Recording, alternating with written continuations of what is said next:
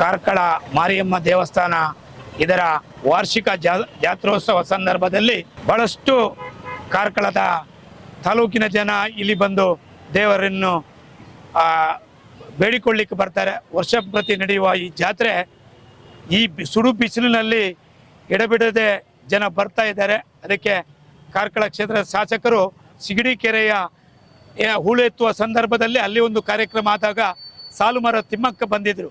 ಆ ಕಾರ್ಯಕ್ರಮಕ್ಕೆ ನಾವು ಜ್ಯೋತಿ ಫ್ರೆಂಡ್ಸ್ ಅಂತ ಹೇಳಿ ನಮ್ಮ ಬಾವಿಯಿಂದ ಕುಡಿಲಿಕ್ಕೆ ನೀರನ್ನು ಕೊಡಲಿಕ್ಕೆ ಪ್ರಾರಂಭ ಮಾಡಿದ್ದೆವು.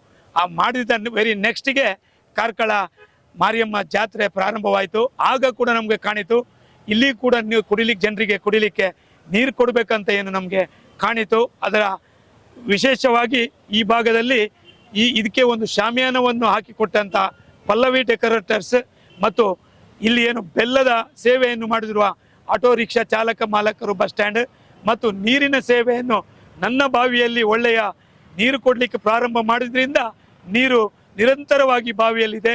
ಇದನ್ನು ಮನಗಂಡು ಪ್ರತಿ ವರ್ಷ ಸುಮಾರು 8 ವರ್ಷದಿಂದ ಮಾರಿಯಮ್ಮ ಜಾತ್ರೆಗೆ ಜನರಿಗೆ, ಸಾರ್ವಜನಿಕರಿಗೆ ಕುಡಿಲಿಕ್ಕೆ ನೀರು ಬೆಲ್ಲವನ್ನು ಕೊಡ್ತಾ ಇದ್ದೇವೆ.